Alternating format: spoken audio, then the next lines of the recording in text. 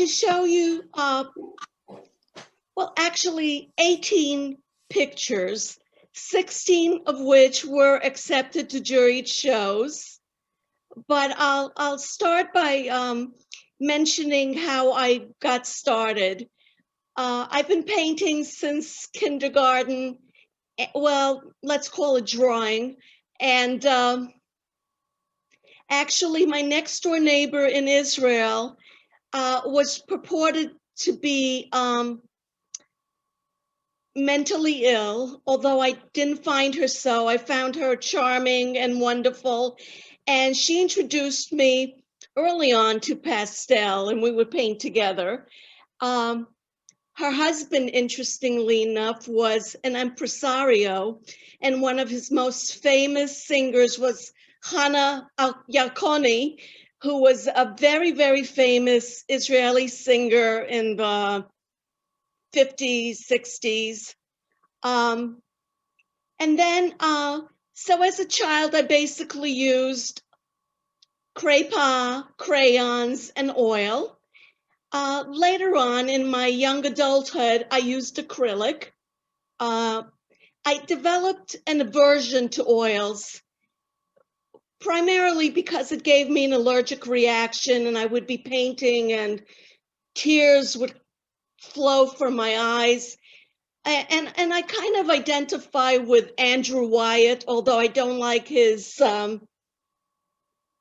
anti-Semitic posturing. I do agree with him that I think oil is very, very slimy, and I just don't like it anymore. So roughly around 1985, I decided to start submitting my work to different juried shows. And at that time, I was using gouache.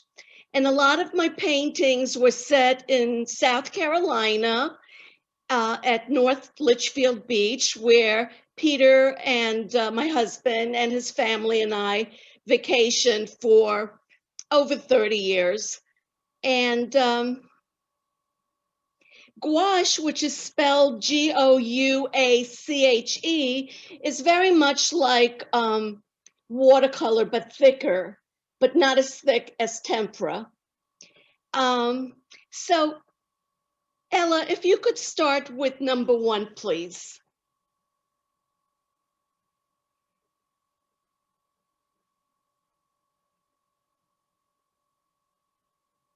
So as soon as we see number 1,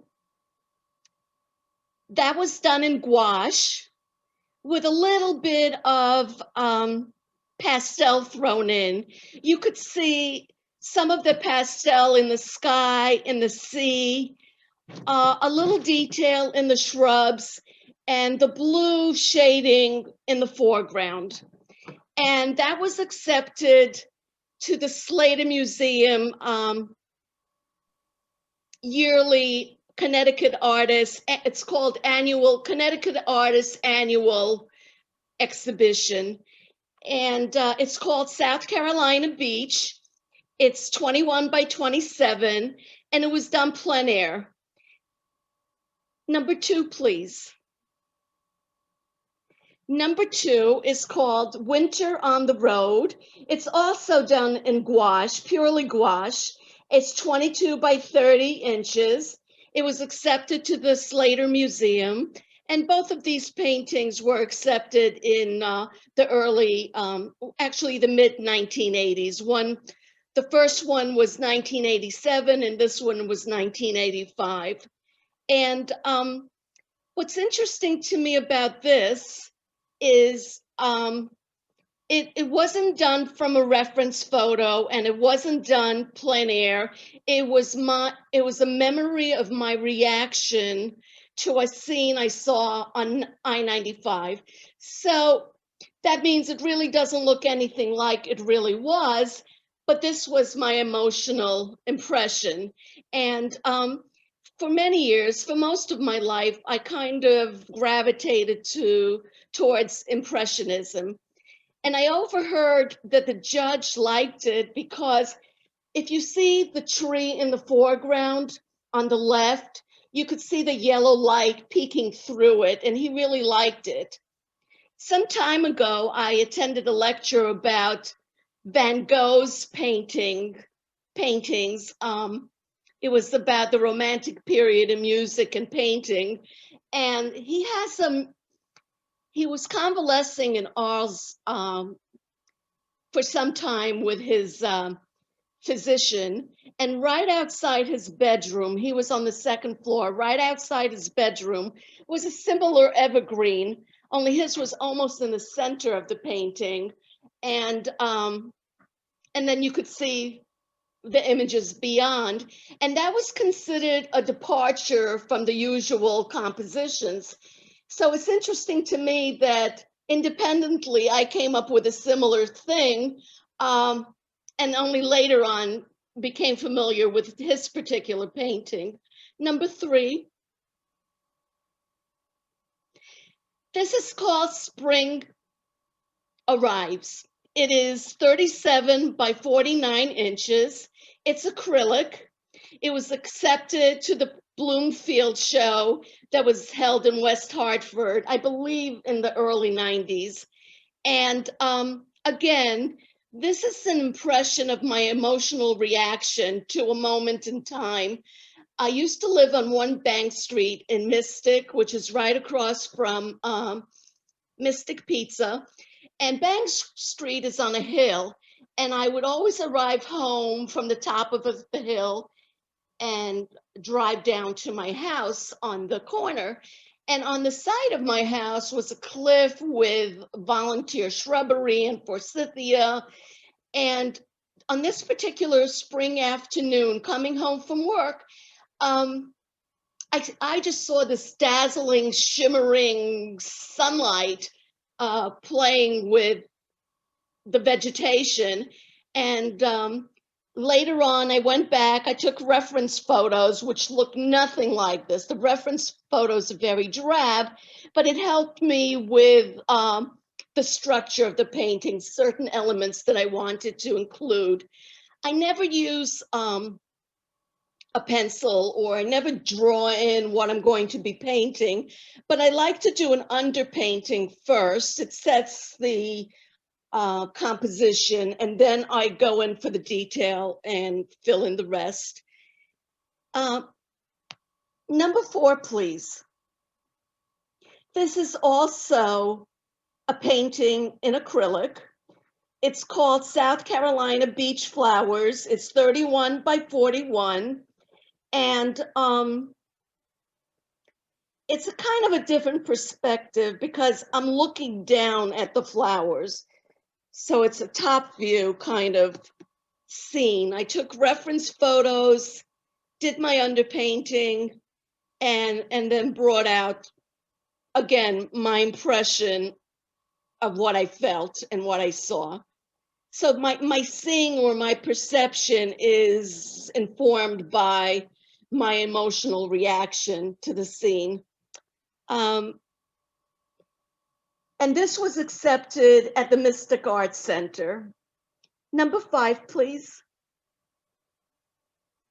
This is a break in the weather, and it was mid-90s, I believe, and it received 3rd prize at the Mystic Arts Center. It's 38 by 50, and it's acrylic.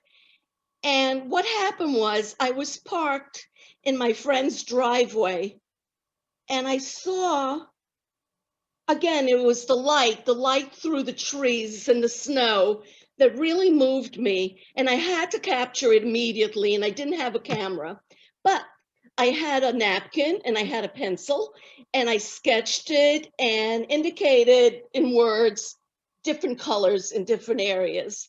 Then I came home, and I was very passionate about this painting, so I had to paint immediately. I stayed up through the night. I got most of it done in 1 day, and then within 2 weeks, I finished it. What I did here for the underpainting is I set a lot of the shading ahead of time. So I put my violets and yellows and mauves where the snow is, and then the rest of the underpainting. And then I filled in the other elements. And the last 2 weeks, my favorite part of the last 2 weeks, comma, or parentheses, my favorite part of all my paintings is when I've completed the basic structure with the elements and the compositions, and then I get into my fine details. And I just love that. I introduce more and more and more and more colors. So that was a break in the weather. And the next one is number 6, please.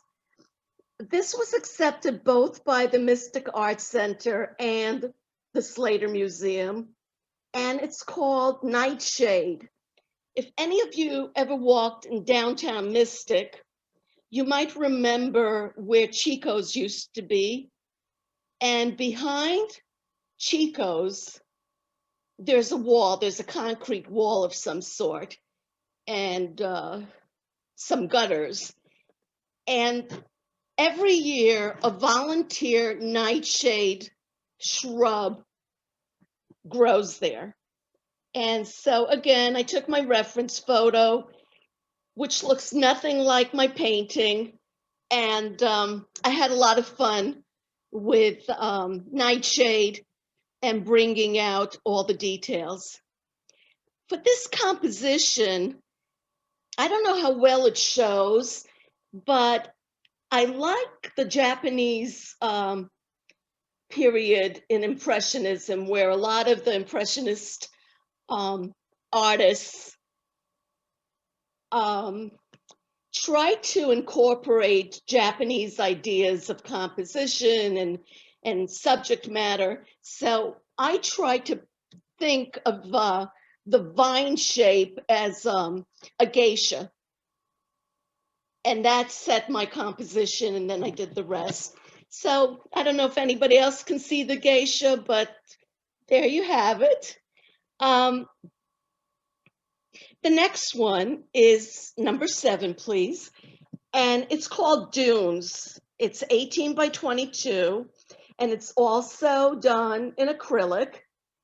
And the way I got my reference photos for this is I sidled up to the dune and I lace a pine juxtaposed to the dune, and I got different reference. I took my time, got different reference photos. I used my husband Peter's camera. It might have been a Nikon, and he was standing with me and getting increasingly more nervous, apprehensive, and agitated, because little did I know a crowd was beginning to gather and en masse were gravitating to where I was lying down. And Peter says, please, please get up, please get up. Oh, I have to finish my photo. And I finally finished. And when they saw me get up, the crowd dispersed. But Peter really thought they interpret the scene as something untoward befell me and that I required their help. But again, with this, I did my groundwork, my composition, and then my favorite part, I introduced colors, colors, colors, colors to bring out the shapes and the forms. The next one, number 8, is called Brooklyn Bridge, and this was accepted to the Slater Museum. By the way, Dunes was accepted to the Mystic Arts Center. The interesting thing is I took the reference photos for this a year after, or within the year of 9/11. And at that time, and for many years, every weekend I traveled to Brooklyn, New York after work and spent the weekend there and helped my mother. And again, the way the light played and just the way the scene looked on the BQE, the Brooklyn Queens Expressway, moved me. So unthinkingly, as I'm driving with police and undercover agents everywhere on the lookout for people canvassing bridges or, casing different ways that are soft targets, Well, I didn't think about that, and I didn't think about safety, but I was driving with my left hand and looking at the road, and with my right hand, I snapped the picture. And this is Dumbo as it looked up to the 80s, early 90s, I think, is when it began to change. This is the Brooklyn Bridge. To the right of it would be the Manhattan Bridge. And all these edifices no longer exist. It's all regentrified, and it has luxury apartments and high risers, but it's a little quirky, but I fell in love with the colors and the lights. A true impressionist artist. The next one is my backyard, again acrylic, 41 by 29, and it was accepted by the Slater Museum. And this was done plein air.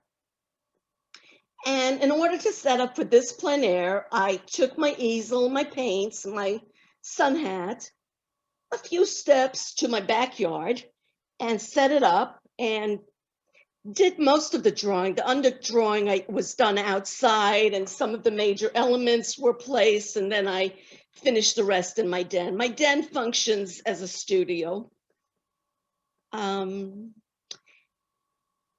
now I made it, well, before we go on, I've used different media at different times. I've used many medium, and I use many media, and it included, as I said, oil, gouache, watercolor, crayons, pastel from time to time, and mostly acrylic. And each time I changed from one medium to another, it brought out different things in me. It brought out different ways I wanted to convey what I saw and what I was feeling. And so my next go around with pastel started about 4.5 years ago. And here's one of the early ones, number 10, please. This is called Autumn Fern, and it's 15 by 12 inches. It was accepted by the Slater Museum. And it's just a very close-up of a very microscopic section that abuts my driveway. And with this time around with the pastels, I started to focus on detail and representational work. And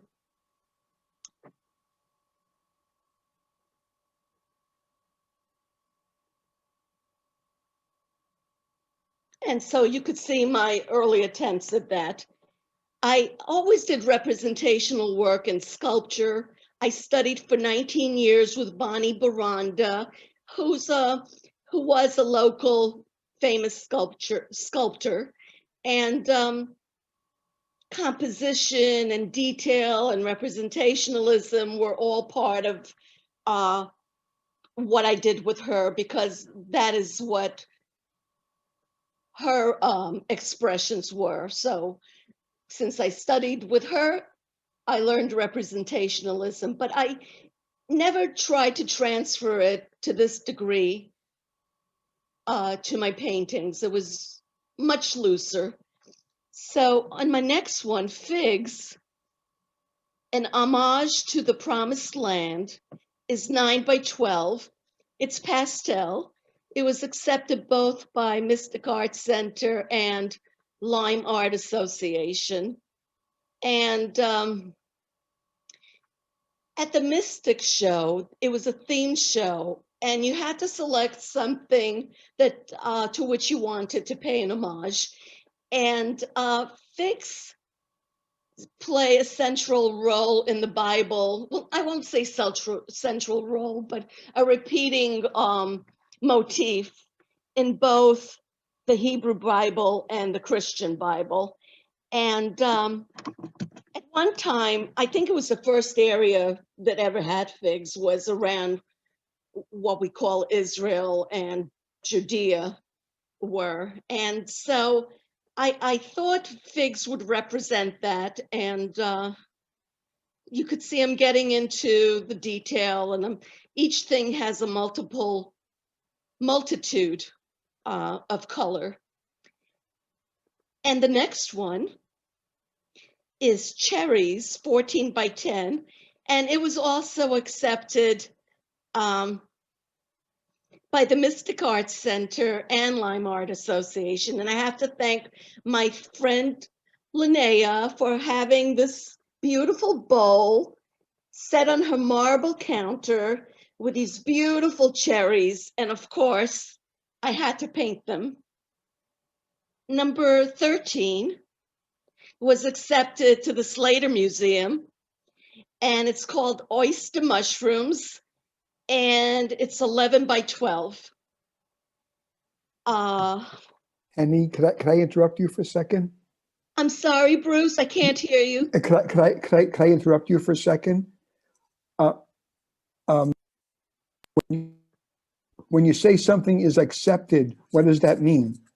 Well, some shows have as many as anywhere from 300 to 500 applicants, and it's juried either by one or some. Usually it's an odd number. It could be 3 or 5 jurors, but sometimes it could be 2. It's usually an odd number so that there's no tie. And they look at all the entries and they decide. A lot of it depends on what they had for breakfast or how they're feeling at that moment, or did other people do oyster mushrooms? And it's got to grab them somehow. And it's winnowed down. Sometimes they have a certain amount of people. Sometimes Peter used to be very active in the Mystic Outdoor Art Festival, and he would help the jurors, and he would take photographs of all the entries so that at breakfast the next day he could present very realistic, high quality, and you would appreciate this, Bruce, high quality photos of the paintings, and he would have the winners right there. So a couple of times I assisted, and what that meant is I would pick up a painting and move it from one place to another, and they would tell me, okay, turn that around, or bring that here, bring that one back. But the nice part about that is you get to eavesdrop. And I think at the Mystic Art Show, they usually had 5 jurors, but I might be wrong on that, but it was a multiple number of jurors. And I would see what they were looking at. They didn't want something that looked like a photograph. They wanted something that had movement or moved them. They looked at the technical ability and how it grabbed them. So that's what I mean by accepted. It's special shows, and you pay to have your work juried. And so out of 300, maybe 130 would be accepted. Okay, So thank you. That was a good question. I never explained what I was talking about. And the next one, Roar. I started this 4 years ago, and I have to thank my friend Josh, because this is a picture of his vintage Jaguar. And I just fell in love with this. And I started it 4.5 years ago, and it was very daunting. And maybe every year or every few months, I would take up a pastel and put 2 strokes down and put it away. But it just really was very challenging. And so when we had the COVID shutdown, although my office wasn't shut down, we only saw emergency patients. And I was tearing my hair out trying to procure personal protective equipment. I had a whole list. I had whole cross-referencing of different companies where I could buy things, of course, for cha-ching, because prices were really increased aggressively. And But while I was doing that, I also gave myself permission to just be an artist only. I gave myself like 5 hours a day to work on this. And I got into the flow. It was uninterrupted, and I did it. And this was accepted to 2 shows, the Connecticut Pastel Society and the Connecticut Academy of Fine Arts. I've never gotten into either of these shows before, and so I was really, really happy about it. And now this is in a private collection. The last juried painting is now visible or on exhibit at the Line Art Association, and it's called Summer Drinks. And the theme for this show was land or seascape or anything that conveys the outdoor. And so fortunately, you know, if you go to the show and you look at it, my reaction was, my painting doesn't seem to go with other paintings. And I didn't really know why. So Peter said, because everything else is landscapes and it's traditional landscapes and seascapes. So I'm so glad that the juror, who was a past president and an emeritus president of the Salmagundi Club in New York, which is a very prestigious club, selected my painting, and that's there now. And just for fun, I'm going to show you 2 more paintings. They weren't accepted. The first one is it doesn't have a number. This is called Jerry's Bird. And this is Jerry Fish's arm. And Peter and I were on a trip to Israel with Jerry a few years ago, and we were walking through a shuk, which is a market in Akko. And can we see the next picture? Thank you, Ella. And this is what I saw, and I knew I had to paint that. So that was Jerry's bird. I guess it took me longer to talk than I thought. So if anybody has any questions, I'll be happy to answer.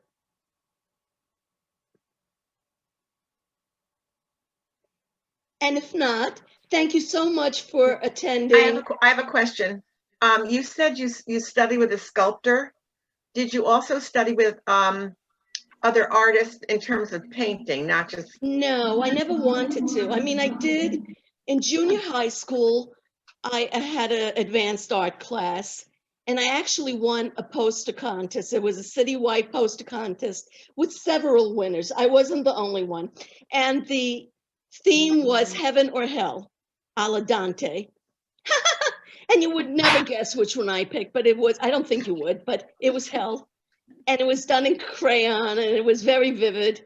And then in high school, I took major art, but I really wanted to go, I wanted to follow my inner direction with painting. I went to museums, I read up a lot about it, continued to do so. So whatever formal education other than major art in high school came from Bonnie Baranda. Her father was Lester Baranda, and he was one of the few progenitors who opened Mystic Art Center. And she had his paintings in the studio, and she would point at different things. And sometimes I would paint in her studio, but I wanted to do that on my own. So did you sculpt as well? Excuse me? Did you sculpt as well? I only did one sculpture independently, and I think it came out very well. But then I'm judging it. But a lot of the things I did under her tutelage, and they're in my house, and they're all very representational. Henie, I have a couple of questions for you. Do you sell your work? And I forgot the other question, but do you sell your work? Sometimes I do. There was a time when a friend of mine had a store on Route 27, and she sold quite a few of my paintings. Sometimes people commission me privately. Henny, I noticed that several were rather sizable, like 36 by 42. Do you enjoy? I mean, I would think for an artist, well, that would be hard. I would want to make something small so it doesn't, I don't know, can't see all the mistakes from my perspective. Especially for my passionate paintings, those large ones. Mhm. You know, I had that sweeping brush stroke, and I had little step stools. Well, they weren't step stools, they're little platforms that Peter uses for different odds and ends, and I appropriated them. And so if I had to work on the mid-level, I'd step on one, and if I had to work on the higher end, I wouldn't reach it unless I put another, it's like a box on top of it. Mhm. So yeah, it was a lot of fun. I think physically it's more work too. I remembered my second question. And it's, you know, I feel terrible. I forgot it again. I'm so sorry. I'm so sorry. Oh, I'm sorry. You could ask me privately if you remember. Oh, yeah, yeah. What do you think of modern artists like Pollock and paintings like that? What do you think of those? I admire their work. I try to do abstract, and it's not as easy as one would think. I like some of the modern sculptures, but for me, modern, like Brancusi to me is modern, and Giacometti is modern. I like their work. And of course, there are a couple of people locally who are very good that I'm aware of. One is Van Winkle, and the other one is Serena Bates, and Bonnie knew both of them well. Thank you. Henny, do you think there's any intersection or overlap between your artistic interest and your career? Do you do cosmetic dentistry at all? Absolutely. Uh-huh. Absolutely. It informs my work, even amalgams, but especially with cosmetic things. And I've attended many, many lectures, and the people who are artistic, they get it. Yeah, you have to know fundamentals. You have to know anatomy. You have to know the golden rule. But it's the ones that aren't artistic say, oh, you don't need to be an artist. You just follow boom, boom, boom, boom. But the ones who are artistic, they see things differently, I think. And so it informs my dentistry, yes. And it's all over my office. And I think it dovetails nicely because my patients are calmed by my paintings. Even though some of them are so exciting, it takes their mind off it. It makes them at peace. Some of them have said it makes them feel peaceful. So yeah. Yes, that's very believable, because that was my reaction. They were just beautifully soothing. Thank you. Thank you.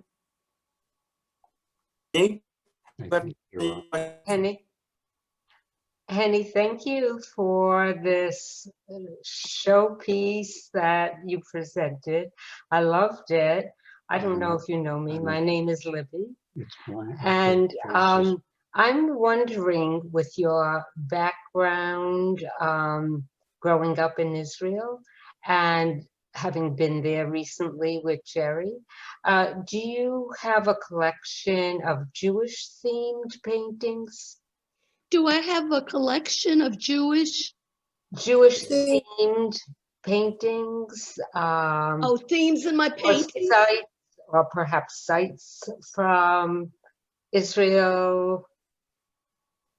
There's a local pastel artist who does very well. A lot of her work is pastel arts, and I believe she's Israeli. Her name is Maimon something or other. I forget. but her work, I assume because of her name that she's Israeli, or I might have even read that in Pastel magazine.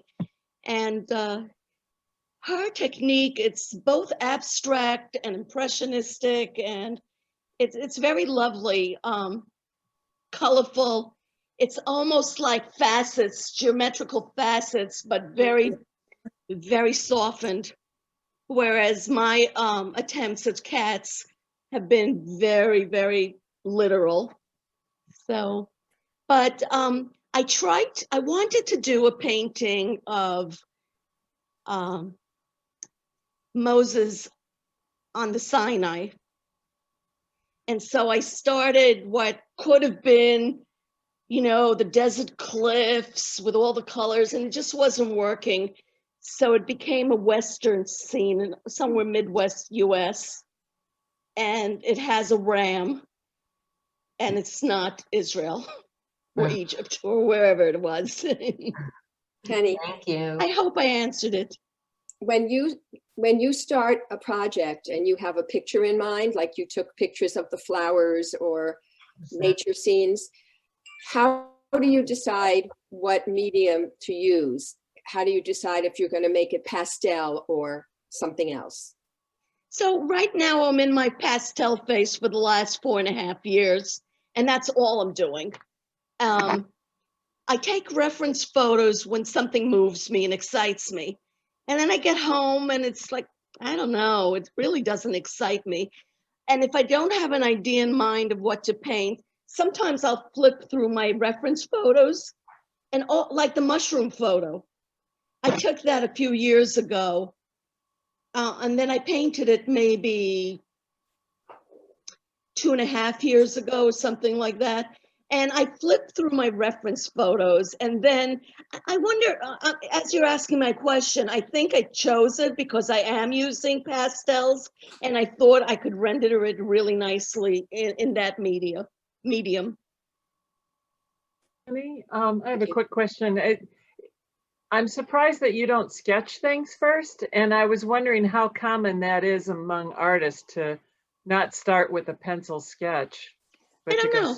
I don't know. I think with pastel artists particularly, they wouldn't use a pencil. They might use a pastel pencil to just loosely fill in where things are going to go. But some of them don't even do that. They'll just take a straight pastel piece of chalk, and it's not chalk, and start rendering everything. But in other media, sometimes, you know, when I did watercolors, I didn't use any pencils. But sometimes if you look, you could see some little pencil marks are still part of the painting. So I'm not sure. I think some people always, well, they either have to sketch it out first, you know, on a different form, and then translate that to a canvas, or, you know how, Norman Rockwell, he would project an image on a canvas and then start tracing that image. And that's legit. People do that. They project what they want, and then they basically trace it and then fill it in. So there are all kinds of ways.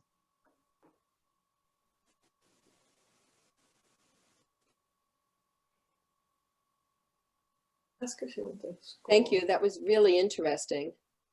Thank you. Yeah, I thought it was really beautiful. Thank you so much for showing those. Thank you, Romana. Henie, I And have an offbeat question for you. Do you read Daniel Silva? Excuse me? Do you read Daniel Silva novels about his main character, Gabriel Alon, who is a Mossad agent, doubles as an art restorer? You know, I think there's something wrong with my hearing. Let me say it because don't Lou hear. is going in and out. He asked you if you read Daniel De Silva's novels. His No, central Daniel Silva. Silva, I'm sorry. His Daniel I central think I did. I think I did. It's a genre I like a lot. His I central want to rest my character, brain. I like those genres a lot. Yeah, yeah. In case you didn't hear me, his main character is a Mossad agent, and he doubles as an art restorer. Can someone repeat that for me? yeah, he's a He- Mossad agent and he doubles as an art restorer. Oh, I'll have to talk to you about it. I definitely want to read it. Okay, thank you. Okay.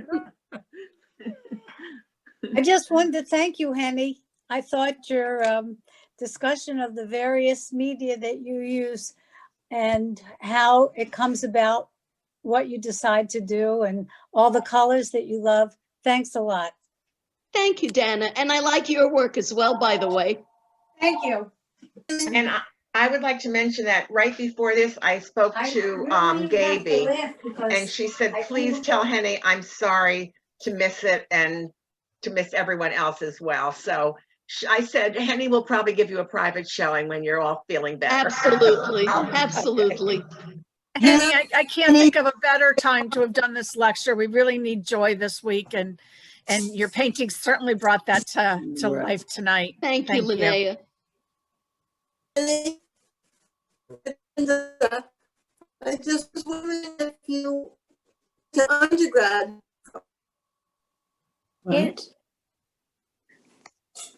I think she asked if you did your undergrad in art. No, I majored in biology and psychology. And Dan, well, never mind. Henny, I was wondering, the gouache, is that done on paper or is that on a canvas? I think you could do either, but mostly paper. I liked it very much, but when I first started using it, Grumberger, a backer, made it in little cakes, just like watercolor. And I loved the immediacy of using that, but then they don't make that anymore. You can either get it in tubes, and watercolor too now, or there's this gelled kind of gouache. So when they stopped making it the way I liked it in the palettes, I just didn't use it anymore. But it was very gratifying because you got really nice, rich colors. But you had to be mindful, like with watercolor, it wasn't forgiving. Does anybody know this lecture was recorded? And if I wanted to look at it again to see your paintings, does anyone know how to do that? Yes, you go on the Bethel website and go under the JETI talks and you'll be able to click and find it. It actually links you to YouTube.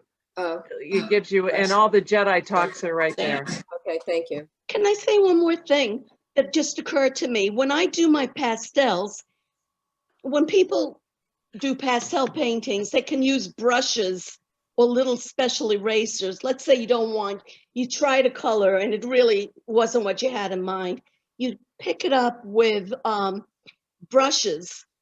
But what I also do, and it works beautifully for me, I move it around sometimes with the brushes. I get the forms I want and then use richer colors for my details and trying to achieve the three-dimensionality.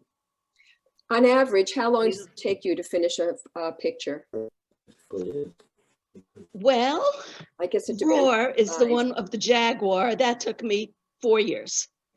And those big acrylic paintings took me about 2 weeks because I get really excited. And I did those 20 years ago, 25 years ago, when I had more energy so I could go to work and I could be excited and paint, but I can't do that anymore. I have to go to sleep. And so no more than a month. I think it takes me a few weeks to finish. And as I said, I take most of my time. I finish 95% of it.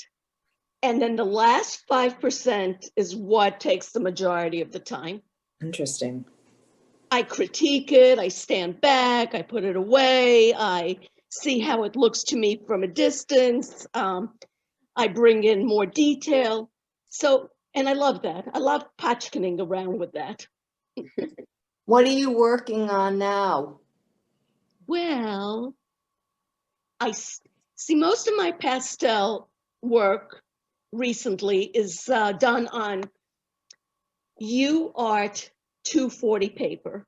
It's a sandpaper for pastel, and it's about the medium grit. You could have very fine grit, or you could have very coarse grit. This is somewhere in the middle, and it allows you to load up a lot of pigments. The tooth will hold it. So I ran out of it, and I started using my previous favorite paper,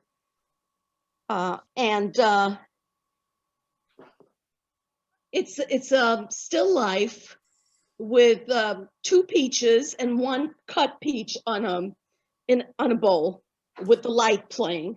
So I started rendering it, and I'm not happy. And I got a new supply of Art 240, and so that's what I'll be painting.